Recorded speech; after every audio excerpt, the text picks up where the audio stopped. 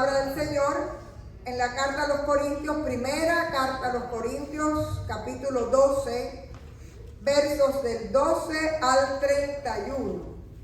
Y dice así la palabra del Señor. Porque así como el cuerpo es uno y tiene muchos miembros, pero todos los miembros del cuerpo, siendo muchos, son un solo cuerpo, así también Cristo.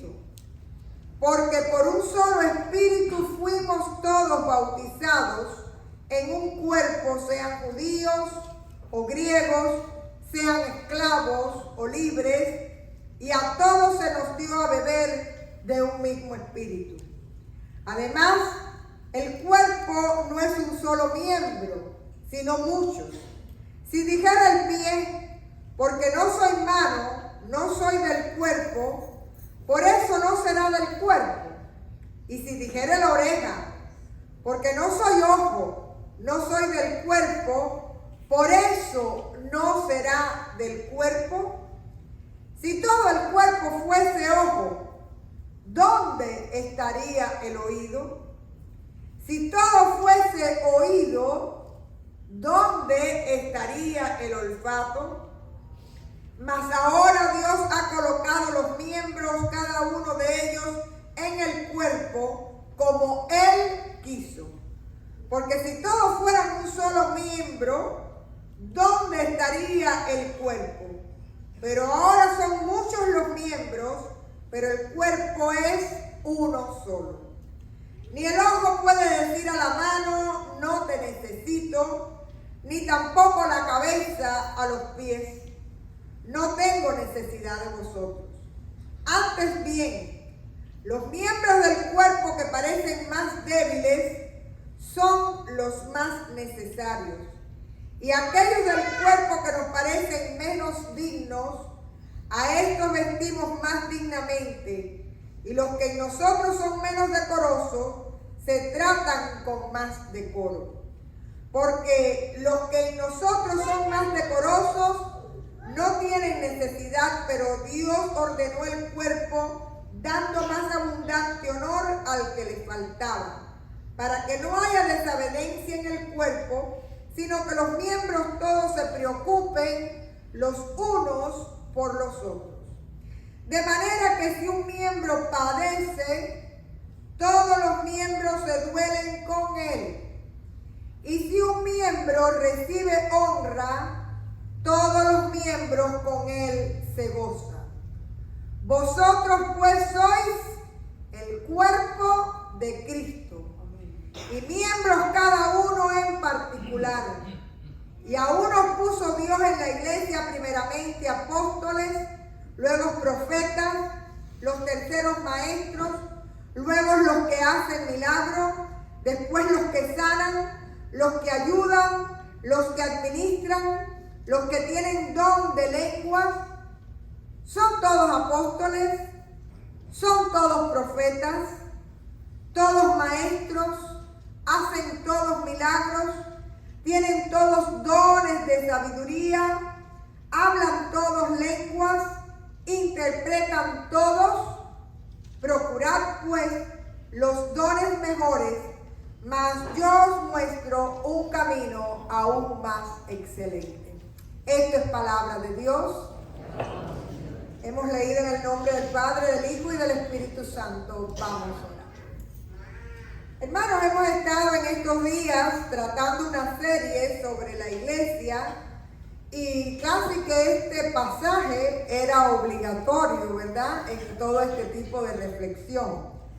Y vamos a recordar que en los primeros domingos lo que aprendimos y desarrollamos fue que nosotros somos la iglesia. ¿Quién es la iglesia? Yo. Tú y yo somos la iglesia. No era la organización, no era la estructura, y habíamos definido una frase que decía: la iglesia es lo que son sus miembros. Es decir, usted es el que le da el ADN, el carácter a la iglesia. Y que cada iglesia en su historia había tenido gente realmente convertida, y me gustaría decirlo en la jerga actual, que habían sido influencers. ¿Y por qué decimos que eran influencers? Porque fueron la gente que te llevaron a ti a la fe. Y fueron la gente que te influenciaron para que hoy tú fueras iglesia. Y damos gracias a Dios por ello. Amén. Y cada uno de ustedes tiene su nombre y sabe quién fue o quiénes fueron fundamentales en su vida de fe. Pero a la misma vez analizábamos y decíamos, pero nosotros hoy también tenemos que ser influencers de la fe.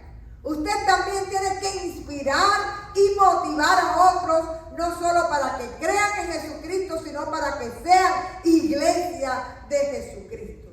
Y habíamos empezado pensando, si toda la iglesia me imita a mí, ¿cómo sería la iglesia? Es decir, tener la conciencia clara de mi influencia para las nuevas generaciones y para el resto de mis hermanos dentro de la vida de la iglesia. Y la semana pasada habíamos hablado de la importancia de despertar. Porque a veces estamos aletargados, estamos dormidos y habíamos aprendido dos cosas. Con la historia de Esdras y bueno, y Nehemías también, que la iglesia prospera cuando despiertan los que están dormidos. Y habíamos dicho, después de la pandemia, aunque usted no lo crea, la iglesia se durmió. Y habíamos recordado que mientras la iglesia se dormía, el mundo estaba muy activo con sus agendas. Y nosotros estábamos tratando de arrancar a paso lento y todavía con muchas personas aletargadas, dormidas, temerosas, acomodados. Y de esa manera habíamos dicho que entonces la iglesia prospera cuando cada uno despierta y ocupa su lugar. Y ustedes aquel domingo me dijeron amén. Y que cada uno ocupe su lugar quiere decir que yo también ocupe mi lugar. Es decir, cada uno de nosotros. Pero hoy vamos a ir a Corintios. Este pasaje es extremadamente conocido. Es un pasaje que normalmente se usa para hablar de la unidad. Sobre todo porque la iglesia de los Corintios era una iglesia con grandes problemas teológicos, con grandes rivalidades. Era un problema donde había multitud de dones, pero allí habían aquellos que porque tenían un don miraban a los demás por encima del hombro, ¿no?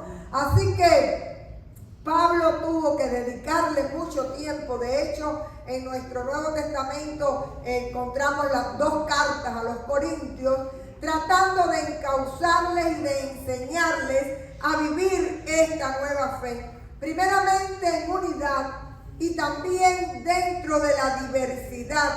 Pero al final de este pasaje que leímos, usted escucha que dice, mas yo os muestro un camino aún más excelente. ¿Saben qué capítulo viene después de este? Primera de Corintios 13. ¿Y saben lo que es Primera de Corintios 13? El canto al amor, ¿verdad? Pero ese capítulo no está escrito por puro romanticismo. Se leen las bodas y demás, pero no es eso lo que escribió Pablo. Pablo lo que dijo es, usted puede tener todos los dones que tenga y usted puede hacer lo que haga, pero si no lo hace con amor, en el amor de Cristo, no sirve. Eso fue lo que dijo Pablo en ese capítulo. Y realmente estaba tratando de enseñar a la iglesia a trabajar en forma unida y funcional. Por eso lo primero que nosotros queremos desarrollar en esta mañana de una manera muy rápida es lo que es el sentido de pertenencia. El sentido de pertenencia y de saber usted que es iglesia de Jesucristo. Y voy a leerle nada más. Vosotros el cuerpo de Cristo. ¿Quién es el cuerpo de Cristo? Tú y yo. Y hermanos, la imagen es perfecta, porque Pablo empieza hablando de algo que todos conocemos. Y el cuerpo humano está creado para vivir en armonía y para que todos los miembros sean necesarios. Y usted dirá, bueno, los dedos de los pies no son tan necesarios, que les falten para que usted vea cómo pierde el equilibrio. O no sé si usted es de la gente que usando la chancletica siempre el dedo chiquito se le engancha, donde no se le tiene que enganchar y se le va para atrás del pie. Y ese día usted se da cuenta de la importancia que tiene ese dedo. Alguien hace poco me decía que no podía usar la mano derecha, me decía, no me había dado cuenta cuánto la uso en la vida diaria, hasta para abrir una puerta. Es decir, usted normalmente se percata de la importancia de las cosas cuando estas le faltan o cuando les están fallando. Y aquí te dice el texto que nosotros somos el cuerpo de Cristo y que somos un solo cuerpo. Y esto implica, número uno, que tú perteneces a un cuerpo. Porque no puede haber cristianos libres agentes. Para si usted es cristiano, usted tiene a Cristo como su cabeza. Y Cristo es la cabeza del cuerpo que es la iglesia. Imagínese usted un dedo por su cuenta, una pierna por el otro. ¿Es cuerpo? No es cuerpo. ¿Tiene vida? No tiene vida. Usted está creado por el Señor al ser iglesia para hacer cuerpo y cada uno tener sus funciones y tener su especificidad. Quiere decir, ningún miembro por sí solo es funcional. Y lo mismo ocurre con el cuerpo humano como con el cuerpo de Cristo. La segunda idea que me gustaría, y es subordinada al sentido de pertenencia, es la responsabilidad. Yo debería darme cuenta entonces de que para que el cuerpo tenga salud, yo tengo que estar saludable espiritualmente y yo tengo que funcionar. Yo les pregunto a todos ustedes que alguno ha experimentado esta situación. Cuando hay una parte del cuerpo que duele, cuando usted tiene la ciática o cuando usted está con problemas de vista o cuando usted le salió la bursitis o cuando lo que sea, porque hasta un catarro te corta el cuerpo, ¿cómo se sienten el resto de los miembros? ¿Todo el mundo está feliz? No, el cuerpo de manera general tiene malestar, ¿sí o no? Y nosotros tenemos que pensar como iglesia que cuando hay miembros o nosotros como parte del cuerpo no funcionamos bien, el cuerpo de Cristo de alguna manera se atrofia y se enferma. Y hay algo que hay que declarar. Usted no puede dar sanidad a un cuerpo si usted no empieza por cuidar su alma, por cuidar su espíritu, por vivir en la sanidad espiritual que el Señor tiene preparada para usted. Así que la salud del cuerpo es muy importante físicamente. Como es importante la salud de la iglesia, la salud del cuerpo de Cristo. Y esto sucede cuando los miembros funcionan y funcionan bien. Y hay una idea que para mí siempre es muy importante aclarar. Una iglesia saludable no tiene que ser una iglesia grande o una iglesia pequeña. Pueden haber iglesias pequeñas muy enfermas y pueden haber iglesias grandes muy enfermas.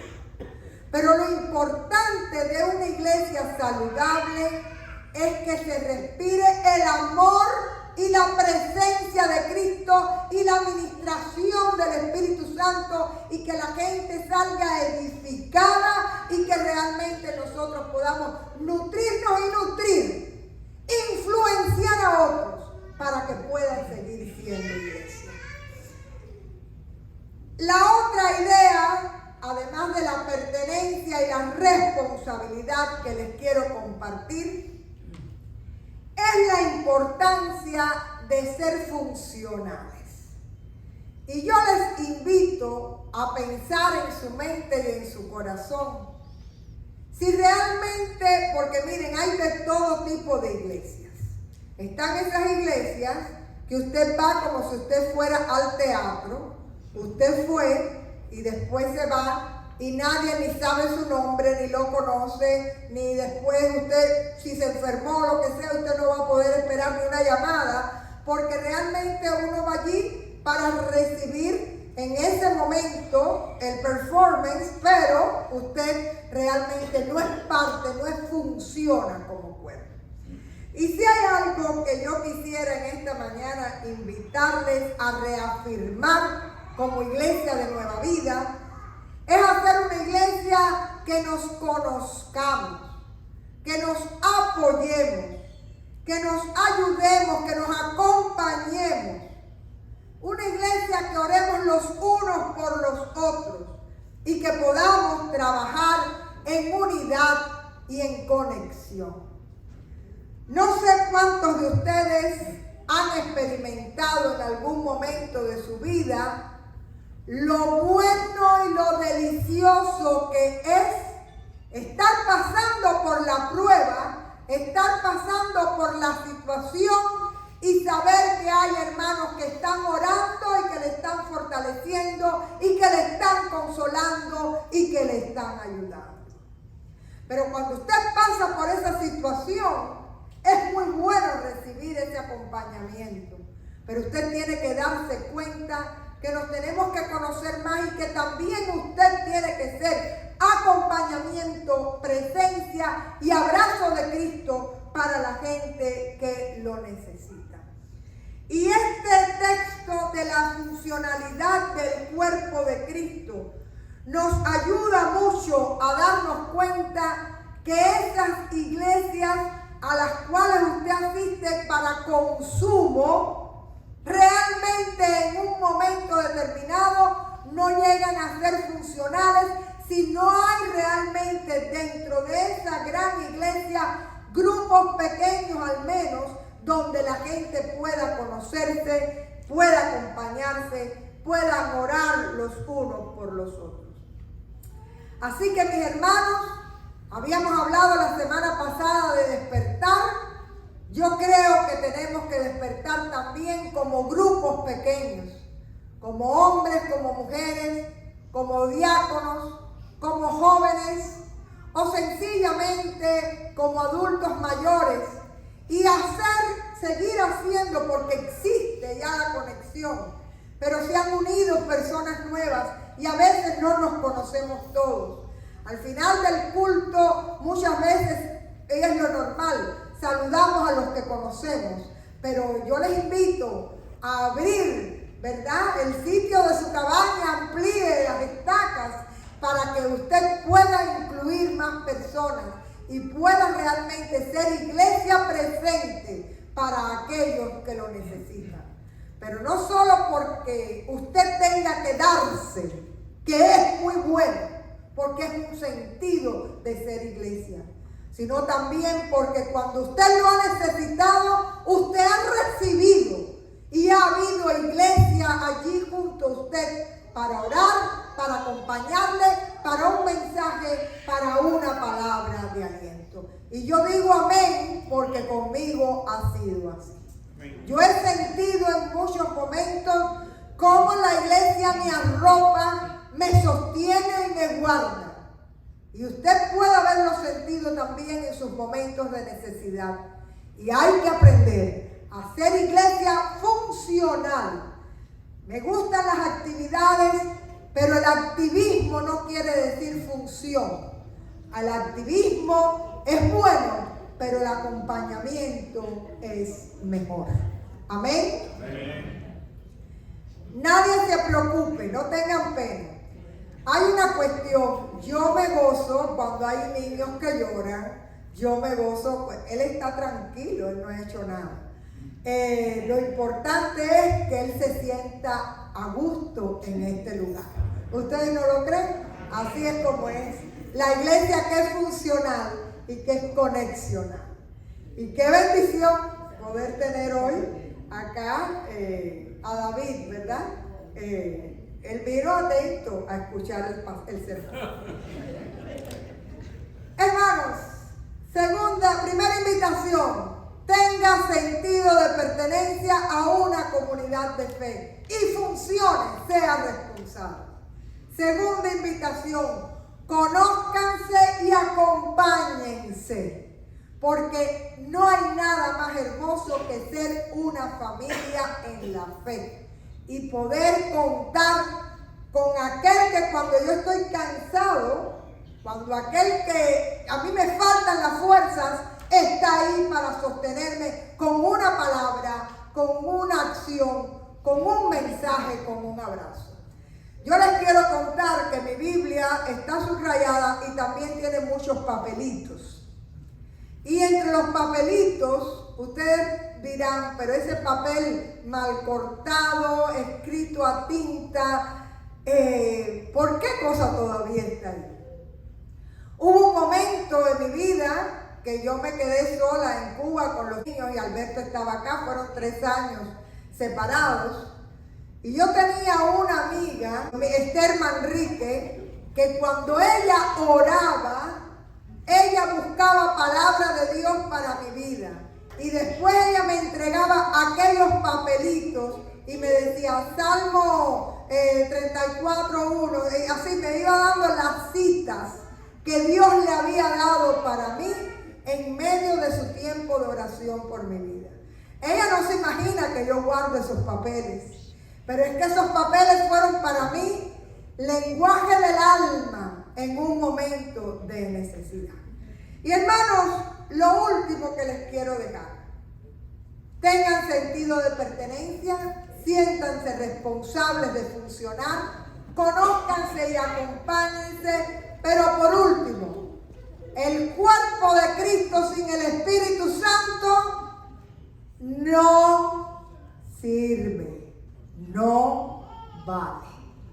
Acá en el texto nos recordaba el pasaje que todos fuimos bautizados por el Espíritu Santo para ser un solo cuerpo. Miren, la iglesia corre el peligro de que cuando el Espíritu Santo no está en poder, se puede convertir en una agencia social más, en un grupo de entretenimiento más, en un grupo recreacional más, y eso no es iglesia ni cuerpo de Jesucristo. Y en este sentido yo quiero que ustedes se ubiquen en el Génesis. Dice el Génesis que Dios formó el cuerpo del hombre, pero el cuerpo del hombre estaba inerte. ¿Hasta cuándo? Hasta que Dios sopló su espíritu. Miren, mis hermanos, si hay algo que nosotros tenemos que cuidar, es que la iglesia, el cuerpo de Jesucristo que somos, la iglesia Nueva Vida, nunca pierda la presencia poderosa del Espíritu Santo en medio de esta comunidad. Y que cada uno de nosotros pueda abrirse. Y cuando usted se abre al Señor y a su Espíritu, el Señor le ministra y le va poniendo en su mente y en su corazón cuáles son sus funciones. Y sobre todo, cómo usted puede ser iglesia que inspire a otros al día de mañana seguir siendo iglesia de Jesucristo. Les dejo las 3 ideas que hemos tratado. Usted es cuerpo de Cristo. Y si usted no está, ¿sabe lo que pasa? El cuerpo anda mutilado. Vosotros sois el cuerpo de Cristo. Todos importantes, todos necesarios. Estamos aquí como cuerpo para ser responsables de funcionar. Y parte finalidad es conocernos, apoyarnos, acompañarnos, animarnos y ayudarnos a sanar los unos a los otros. Y por último, decirles que el Espíritu Santo es el que da vida. Y si usted quiere tener una iglesia viva y saludable, que se mueva, necesitamos el mover y la unción del Espíritu Santo para seguir siendo fieles. En este espíritu les dejamos estas 3 ideas, pero sobre todo afirmando una vez más la invitación a ser iglesia de Jesucristo y a dejar iglesia de Jesucristo en este lugar por los años que han de venir. Vamos a orar.